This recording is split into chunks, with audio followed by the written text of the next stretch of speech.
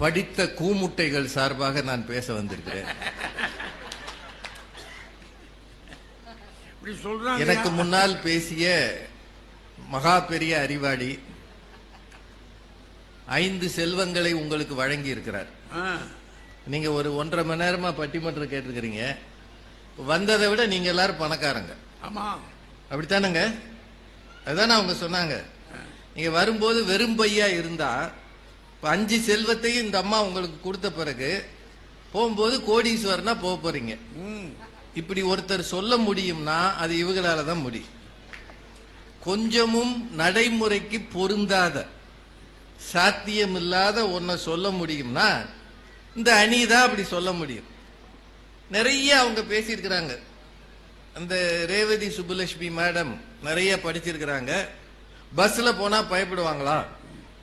ஆனா 5 லட்சம் ரூபாய் அவங்க கையில கொடுத்து பஸ்ல ஏத்தி விட்டா யாரை பார்த்தாலும் பயப்படுவாங்கன்னு இவங்க ஒரு கதை சொல்லி இருக்கிறாங்க. 5 லட்சம் ரூபாய் கையில இருக்கும்போது எதுக்கு பஸ்ல போகணும்?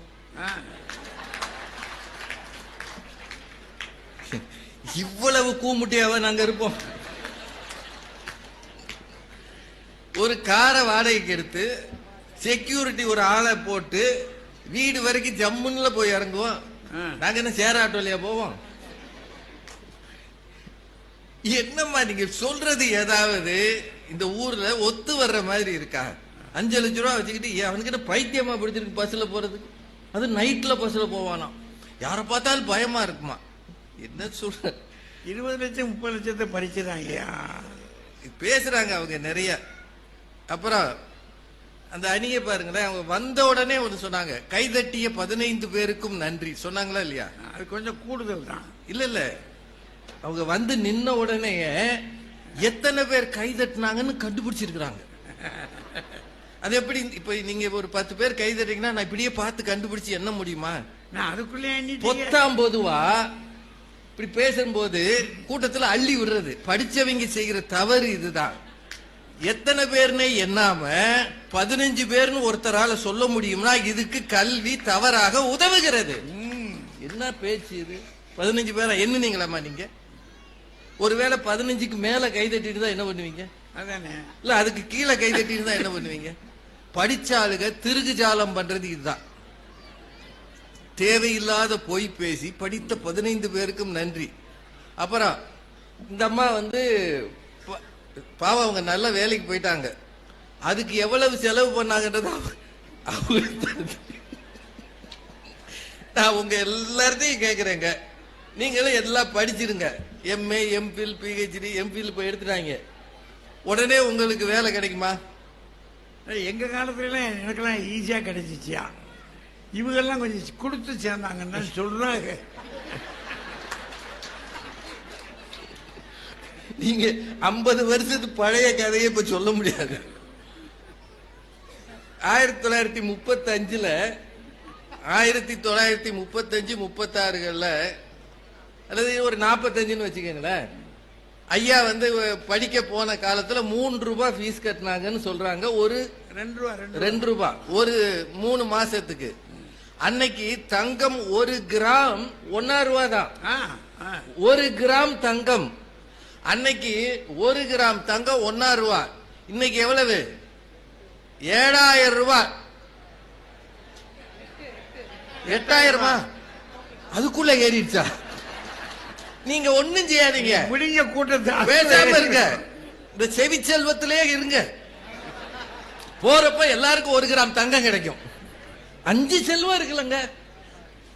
நேரம் அப்படியே ஜாய் ஆளுகாசுல போய் இந்த 5 செல்வத்தையும் கொடுத்து ஆளுக்கு 1 கிராம் தங்கம் வாங்கிட்டு போங்க. ஏமா இப்படி ஏமாத்துறீங்க? அவன் நிம்மதியா இருக்கா? படிச்சுட்டு வேலை இல்லாதவன் எத்தனை பேர் தெரியுமா? நீங்க சொல்றீங்களா? வடநாட்டுல ரயில்வேல இருக்கக்கூடிய கீழான பதவிக்கு அவங்க கால்பார் பண்றாங்க, அப்ளிகேஷன் போட சொல்லி. பிஹெச்டி படிச்ச 1000 பேர் போட்டிருக்கிறான். அதுல பிஹெச்டி படிச்சவன்யா. இது 5ஆம் கிளாஸ் 6ஆம் கிளாஸ் படிச்சவனுக்கான ஒரு தகுதி. ஆனா பிஹெச்டி படிச்சவன் போட்டிருக்கானா கல்விக்கு என்ன நிலைமை இருக்கிறது? இந்தியாவில் இன்றைக்கு வேலையில்லா திண்டாட்டம் எத்தனை சதவீதம் இருக்கிறது? படிச்சுட்டு வேலை இல்லாம இருக்கிற பேசுறீங்க. படிச்சா வந்துருமா? என்னத்தை சொல்ல? அதுல இந்த அம்மா வந்து வேலை இல்லாம இருக்காங்க. பக்கத்துல ஒருத்தன் பணக்காரன் பண்றானா, கொள்ளையடிக்கிறானா, வசதியா இருக்கானா. ஏங்க இங்க இருக்கிறவங்க ஓரளவு வசதியான ஆள் இருக்கீங்களே, ஏன் இந்த கவிதா ஜவஹர் காவல்துறையில வச்சுக்கிட்டு சொல்லலாமா? சொல்லலாம். ஆ. இல்ல கவிதா ஜவஹரே கொஞ்சம் வசதியானவங்க தான். கார் வச்சிருக்கிறாங்க ஐயா. அந்த அணியை சேர்ந்த டாக்டர் அன்புநாதன் கார் வச்சிருக்கிறார். ஆ. இந்த இவங்க சொன்னது இப்ப ஒத்து வருமா? ஏன் இவகிட்ட கார் இல்லையோ? அவங்க சம்பளம் வாங்குறாங்கல்ல, படிச்சிருக்கு சம்பளம் வாங்குறாங்கல்ல. ஆ. இவங்க 2 பேரும் கார் வச்சிருக்கிறாங்க. கார் வச்சிருக்கிறோம்னா வசதியா தானே இருக்கிறாங்க. இப்ப வசதியா இருக்கவும் பூரா கொலை பண்றான், கொள்ளை அடிக்கிறானா? இல்ல இல்ல இல்ல இல்ல. ஏமா அப்படின்னா நம்ம ஊர்ல இருக்கக்கூடிய பெரிய பெரிய முதலாளிகளை பூரா அப்படி சொன்னீங்கன்னா கேஸ் போட்டுருவாமா? ஏமா அநியாயம் பண்ணி நிறைய கேள்விகள் கவிதா ஜவஹருக்கு. பாரதி காலத்தில் வாழ்ந்த ஜமீன்தாரை உங்களுக்கு தெரியுமா? தெரிஞ்சு என்ன பண்ண போறீங்க? தெரியாம அவன் வச்சிருக்க பங்களா இன்னும் இருக்கும். மிராசுதார் பங்களா இன்னும் இருக்கு. குறுநில மன்னர்கள் பங்களா இருக்கு. நாங்க எல்லாரும் அந்த பரம்பரைன்னு சொல்றவங்க இருக்கிறாங்க. சேத்தூர் ஜமீன்தார் இருக்கிறார். எட்டயபுரத்து மன்னர் வாரிசுகள் இருக்கிறாங்க. அவங்கிட்ட போய் கேளுங்க, எங்க மூதாதையர்கள் போட்டோ இதுதான் வச்சிருப்பான். உங்களுக்கு போட்டோவாது இருக்கா? உங்க தாத்தா படம் இருக்காமா? போட்டோ எடுக்க துட்டு கிடையாது. அதான் உண்மை. உங்க தாத்தா பேரே தெரியாது. 3 தலைமுறைக்கு முன்னாடி இருக்கிற பேர் கூட தெரியாது. காரணம் அவன் ஏழை, இந்த மண்ணில் காணாமல் போனவன். அதான் உண்மை. படிச்சவன் பணக்காரன், பணக்காரனுக்கு எல்லாம் இருந்தது. சார் நேருவை பத்தி ஏன் சொல்றாங்க? அந்த காலத்துல ஜவஹர்லால் நேருடைய, இன்னைக்கு நேருவை எல்லாரும் திட்டுறாங்க, அது வேற கதை. அவர் வீட்டுக்குள்ள குதிரைகள் பந்தயம் போகிற அளவு, அது வீடுனா அவர் இருந்த பெரிய நிலப்பரப்பு, அதுலதான் அவர் வீடு இருந்தது அலகாபாத்ல. குதிரை பந்தயம் நடக்குமா, குதிரைகள் ஓடுமா ஒரு வீடு. அவ்வளவு பெரிய பிரம்மாண்டமான இடத்துல அவர் இருந்தார். அதனாலதான் அந்த காலத்துல வெளிநாட்டுக்கு போய் படிக்கிற அளவு அவங்களுக்கு வசதி இருந்தது. வெளிநாட்டுக்கு எப்படி படிக்க போனார்? பணக்காரராக இருந்ததால் போனார். சாதாரண ஏழைக்கு அது கிடைச்சிருக்குமா? இன்னைக்கு இதே மதுரையில எல்கேஜிக்கு 4.5 லட்சம் 5 லட்சம் வாங்குற ஸ்கூல் இருக்கா இல்லையா? இருக்கு இருக்கு. அங்கெல்லாம் மேலை நாட்டு படிப்பு சொல்லித்தரப்படுகிறது. மதுரையில் இருக்கு. நீங்க அந்த ஸ்கூல்ல போய் சேர்க்கணும்னா செவி செல்வத்தோட போயிருவீங்களாமா? எங்களிடம் செவி செல்வம் இருக்கிறது, வாழை செல்வம் இருக்கிறது, தக்காளி செல்வம் இருக்கிறது. எல்லாத்தையும் போட்டு குப்பையில ஓடுவான். என்ன வேணும்? காசு வேணும். பேசுறாங்க. அதை விட கவிதா ஜவஹருக்கு ஒரு நல்ல யோசனை. ஒரு பையன் தன் தகப்பன் ஏழை என்பதால் அடுத்த வீட்டு பணக்காரரை அப்பா என்பாரா கேட்டாங்கல்ல. நீ அப்பானாலாம் அவன் உன்னை மகன் ஏத்துக்குவானா? பணக்காரனத்தையா மகன் ஏத்துக்குவான்? பணக்காரனத்தான் நண்பனே ஏத்துக்குவான். அதான் உண்மை. அவன் சாதாரண ஆளை சேர்த்துக்க மாட்டான். இந்த காலத்துல என்ன நடக்குதுன்னே தெரியாம வரிசையா பேசியிருக்கிறாங்க. அதை விட முக்கியம், பணக்காரர்கள் படிக்காதவர்களாக இருந்தால் ஐடி எப்படி ஃபைல் பண்றது, அதுதான் ஆடிட்டர் இருக்காருல்ல. 1500 ரூபா கொடுத்தா எந்த ஐடியும் ஃபைல் பண்ணுவாரு. ஆமாங்க, படிச்சிருக்கிறீங்கம்மா, சம்பாதிக்கவே இல்லம்மா, எந்த ஐடிமா ஃபைல் பண்ணுவீங்க? சார் நான் படிச்சேன், உங்க என்னை பத்தி சொன்னதுனால சொல்றேன். இதே அமெரிக்கன் கல்லூரி மதுரையில பிகாம் படிச்சேன். நிறைய மார்க் வாங்கினேன், ரேங்க் வாங்கினேன். ஆனா 6 மாசம் எந்த வேலையும் இல்லாம இருந்தேன். பாப்பையா சார் ஐயாவுக்கு எனக்கு நல்லா தெரியும். 6 மாசம் வீட்டிலேயே இருந்தேன், வேலை கிடைக்கல. ஒரு நாள் காலையில பழைய சோறு சாப்பிட உட்கார்ந்து இருக்கும் போது எங்க அப்பா அப்படி வந்தாரு. அவர் ஒரு வாத்தியார். ஒரு வேலைக்கு போக துப்புல உனக்கெல்லாம் சோறு முக்கியமான்னு கேட்டார். இது நிஜமா நடந்தது, நிஜமா நடந்தது. பழைய சாதம் தான் நான் சாப்பிட்டேன். ஒண்ணு இட்லி அதெல்லாம் அந்த காலத்துல கிடையாது. கையை உள்ள வச்சு அப்படியே எழுந்து வெளியில போனேன். ஒரு நாள் முழுக்க சாப்பிடாம இருந்தேன். வேலைக்கு போகாம இருந்தா என்ன வலி வரும் உங்களுக்கு தெரியுமா? நல்லா சம்பாதிக்கிறதுனால தெரியல. நிறைய கேள்விகள் கேட்டுக்கிறாங்க. சார் இப்போ நீங்க எல்லாரும் டிவியில பாக்குறீங்க, இங்க இருந்து அமெரிக்காவுக்கு போன பல பேர் இந்தியர்களை எப்படி அனுப்புறான்? கைய கட்டி காலை கட்டி. சார் அவெல்லாம் அங்க போய் திருடுனானா? ரொம்ப மரியாதையா நீங்க நல்லா யோசிச்சு பாருங்க. அவெல்லாம் அங்க போய் திருடுனானா? அங்க போய் கொள்ளையடிச்சானா? கொலை பண்ணானா? எதற்காக அவர்களை அப்படி அனுப்புகிறார்கள்? யோசிச்சு பாத்தீங்களா என்னைக்காது? அவெல்லாம் பஞ்சாப்ல இருந்து குஜராத்ல இருந்து போயிருக்கிறான். உங்களுக்கு ஒரு விஷயம் சொல்றேன், இதுவரைக்கும் அனுப்பப்பட்டவர்களில் தென் மாநிலத்தவர் ஒருவர் கூட இல்லை. ஜமால் முறையா போயிருக்கிறான், அது வேற கதை. எதுக்காக சார் போறாங்க? யோசிச்சு பாருங்க, நீங்க கேட்டு பாருங்க யார்கிட்டயாவது. இந்தியாவின் சராசரியான பெர் கேபிட்டா இன்கம், தனி நபர் வருமானம், இது அரசாங்கம் சொல்றது, ஒரு வருஷத்துக்கு 1,85,000 ரூபாய். ஒரு வருஷத்துக்கு தனி நபர் வருமானம் 1,85,000 ரூபாய். ஆனால் அமெரிக்காவின் தனி நபர் வருமானம் ஒரு வருஷத்துக்கு 61,27,500 ரூபாய் 2023. அப்படின்னா நாம 1,85,000 தான் ஒரு வருஷத்துக்கு சராசரியா சம்பாதிக்கிறோம். நான் அமெரிக்காக்காரன் 60 லட்சம் சம்பாதிக்கிறான். அதனால இவன் என்ன நினைக்கிறான், அங்க போனா பாத்திரம் கழுவியாவது சம்பாதித்து விடலாம் என்று எப்படியும் போய் அவமானப்பட்டு வருகிறார்கள். என்றால் பணம் இந்த மண்ணிலே எதையும் செய்ய தூண்டுகிறது. அதைத்தான் எங்க அணியில சொல்றோம். பணம் இருக்கிற இடத்தை தேடி போகிறார்கள். சார், நம்ம ரூபா 86 ரூபா கொடுத்தா $1. அவன் பெரியாளா நம்ம பெரியாளா? 86 ரூபா நம்ம ரூபா, அவன் ரூபா $1. கிட்டத்தட்ட 87 ரூபா. 87 ரூபா. இதை எதுவுமே தெரியாம இந்த அணி அதுல அவரு டாக்டர் அன்புநாதன் கட்சி மாறுவதற்கு தடை விதிக்க வேண்டும். அந்த கட்சியிலிருந்து இங்க மாறினால் தடை விதிக்க வேண்டும். கட்சி மாறுறதுக்கு என்ன தடை வேணாலும் விதிங்க. ஏன் மாறுறாங்க? அதுக்குதான் முன்னாடி எல்லாம் பதவியில் இல்லாதவன் மாறுவான். இப்பெல்லாம் 30 எம்எல்ஏ மொத்தமா போயிடறான். ஒரு எம்எல்ஏவுக்கு எத்தனை கோடின்னு கொடுத்துறாங்க. கல்வி எங்கேயா போச்சு? இதுக்கு ஒரு அணி, இதுக்கு ஒரு பேச்சு. சரஸ்வதி தான் முதல் கடவுள். நம்ம வீடுகள்ல எத்தனை வீட்டுல சரஸ்வதியை வச்சிருக்கீங்க? லட்சுமி படம், அதுவும் கையை இப்படி வச்சு தங்க நாணயம் விழுகிற மாதிரி வச்சிருக்கமா இல்லையா? அப்படிதான் பாக்குறேன், ஒண்ணு பண்ண மாட்டேங்குது. அவர் திடீர்னு நிறைய பாட்டுகள் எல்லாம் எடுத்துட்டு வந்தாரு. மன்னனும் மாசர கற்றோடும் சீர்தூக்கி, அதெல்லாம் அவர் சொன்னாரு. மன்னனை விட மாசர கற்றோனுக்கு சென்ற இடமெல்லாம் சிறப்பா. சார், உங்ககிட்ட கேக்குறேன், நான் மன்னன்னு பொதுவா சொல்றேன். மன்னனாக இருந்தால் சொந்தமா விமானம் வாங்கி போலாமா இல்லையா? அடுத்தவங்க ஒன்னத்தையும் போலாம். இல்ல, அடுத்தவங்க பணம் அவங்க பணம் தானே. அரசாங்கம்ல. ஆமா, அரசாங்க பணம் அவங்க பணம் தானே. அவர் தானே மன்னர். சார், இப்ப கத்தார்ல இருந்து ஒரு மன்னர் வந்தாரு. ஒரு 3 நாள் முன்னாடி நம்ம இந்தியாவுக்கு வந்தாரா இல்லையா? வந்தாரு. எப்படி வருவாரு? மாசர கற்றோர்களா வாங்க நான் வந்தாரு. சொந்த விமானத்துல வருவாரு. மன்னன்னா வருவாரு. மாசர கற்றோனுக்கு விசா கிடைக்குமா? முதல்ல இலங்கையில விட மாட்டாயா? மாசர கற்றோன் விசாவே, பாஸ்போர்ட் வாங்குறதுக்கு 2000 ரூபாய் கட்டணும். 2000மோ 3000மோ பேசுறாங்க மன்னனும் மாசர கற்றோனும். சார், உங்க இன்னொன்னு, கல்விக்கு மதிப்பு இழப்பு கிடையாதான், ஆனா பணத்துக்கு மதிப்பு இழப்பு இருக்கா? இதுல என்னங்க இருக்கு? எதுக்கு மதிப்பு இருக்கோ அதுக்கு தான் இழப்பு இருக்கும். அதான உண்மை.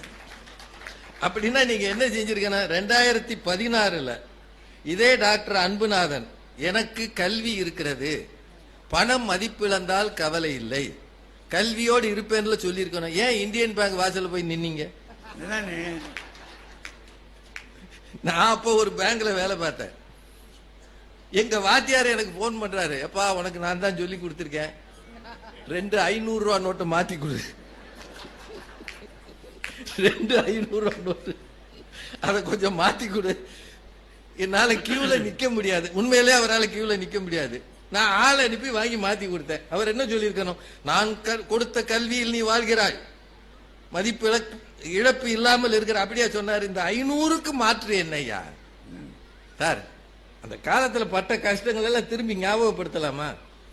எது எப்ப செல்லும்னே தெரியாத ஒரு நாட்டுல 2000 ரூபாய் கொடுத்தாங்க, இப்ப அதுவும் செல்லாதுன்றாங்க. வீட்டுல இருக்கியா சில நோட்டு? நம்ம வீட்டுல இருக்குன்னு சொன்னா பிடிச்சிட்டு போயிடுவாங்க. ஒன்னு தெரிஞ்சுக்கங்க, இந்த உலகம் கற்றவர்களால் இயங்கினால் நன்றாக இருக்கும்.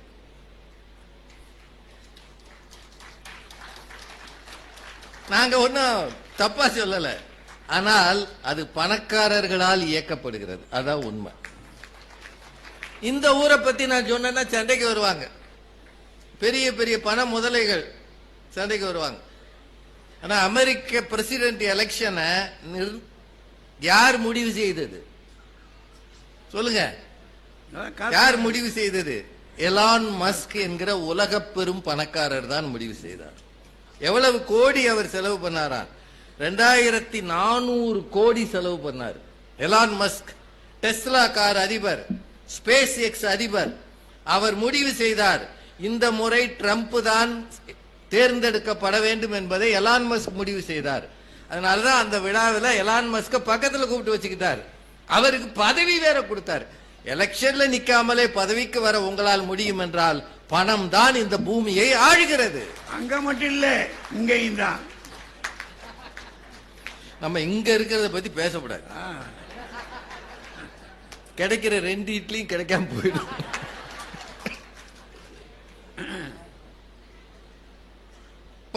சார், இன்னைக்கு இனி வரும் காலங்கள்ல படிக்கணும்னு அவசியம் இல்லை. இப்போ உங்க கையில ஒரு மொபைல் இருக்குல்ல, ஆண்ட்ராய்டு மொபைல் இருக்குல்ல, அதுல லேட்டஸ்டா என்ன வந்திருக்கு?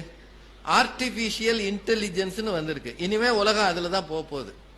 இப்போ நீங்க இந்தியில பேசணும், ஆனா உங்களுக்கு தெரியாம சொல்லிட்டேயா.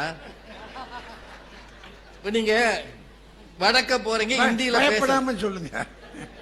இல்ல, இந்தியில பேசணும்னா இந்த ஆர்டிபிஷியல் இன்டெலிஜென்ஸ் இருக்கக்கூடிய இந்த ஆண்ட்ராய்டு போன் என்ன பண்ணுது?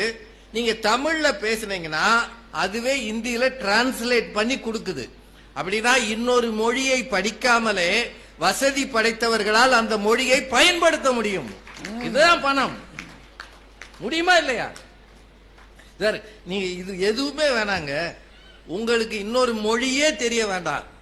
கேரளாவுக்கு போறீங்கன்னு வைங்க, அங்க போய் மலையாளத்துல பேசணும்னு அவசியமே இல்லை. ஒரு 500 ரூபாய் நோட்டை நீட்டினீங்கன்னா அதுக்குரிய மதிப்பு இருக்கா இல்லையா? இருக்கா இல்லையா? ஒரு டாலரை நீட்டினீங்கன்னா அதுக்குரிய மதிப்பு இருக்கா இல்லையா? பணம் பேச ஆரம்பித்தால் உலகின் அத்தனை மொழிகளும் அமைதியாகிவிடும் என்று ஒரு பழமொழி சொல்கிறது. புத்தக கண்காட்சிக்கே புக்கு வாங்கணும்னா காசு வேணும்லம்மா. வச்சிருக்க இவங்களுக்கு புத்தகம் கொடுத்துட்டாங்களாம், வர்றவர்களுக்கு கொடுப்பாங்க. இப்படியே தான் சொல்லி ஏமாத்துறீங்க. சரி, உங்களுக்கு கொடுத்த புத்தகத்தை நீங்க எத்தனை பேருக்கு கொடுத்துருக்கீங்க? இப்போ ஏறக்குறைய தமிழ்நாட்டில் எல்லா புத்தக கண்காட்சியிலையும் அவங்க பேசுறாங்க. ஒரு 10 புத்தகமாவது வந்திருக்குமாமா இந்த தடவை? ஒரு 10 பேர் கொடுத்துருக்கலாம்லம்மா. கொடுத்தா நாங்க தானே வச்சுக்குவோம். படிச்சவங்க கல்வியை பரவலாக்கணுமா இல்லையா? கொடுத்தீங்களா? நீங்க வாங்கி வீட்டில் அட்டை ஓட்டு அழகா வச்சு, இது சிவகங்கையில் பெறப்பட்டது. வரலாறு முக்கியம் அமைச்சரே.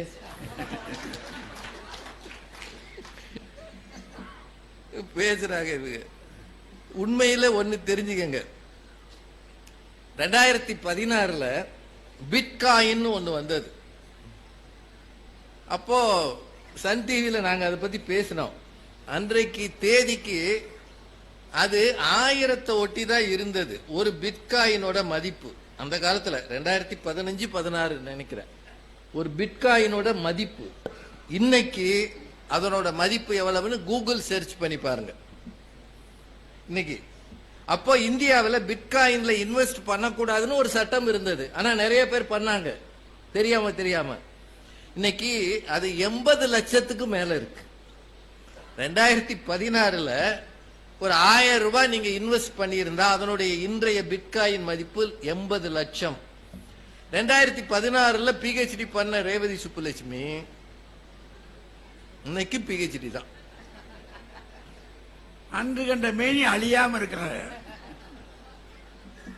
அதனாலதான் திருவள்ளுவர் செய்க பொருளை செருணர் செருக்கு அறுக்கும் எஃகு அதனில் கூறியது இல். எஃகு அப்படின்றது கூர்மையான இரும்பு ஆயுதம். 2000 வருஷத்துக்கு முன்னாடியே தமிழர் தன்னுடைய இலக்கியங்களை எஃகு பத்தி சொல்லியிருக்கிறாரு. இப்பதான் தமிழக அரசாங்கம் 5300 ஆண்டுகளுக்கு முன்னாலேயே தமிழர்கள் இரும்பை பயன்படுத்தினார்கள் என்று அறிவித்திருக்கிறது. அப்படின்னா தமிழர்கள் எவ்வளவு பழமையாக, எவ்வளவு காலமாக இரும்பை பயன்படுத்துகிற ஆற்றல் மிக்கவர்களாக இருந்திருக்கிறார்கள். அந்த அளவு வசதி உள்ளவர்களாகவும் இருந்திருக்கிறார்கள். நம்முடைய கல்வி அறிவு, இலக்கிய வளம் 2000 ஆண்டுக்கு முன்னால் போகவில்லை.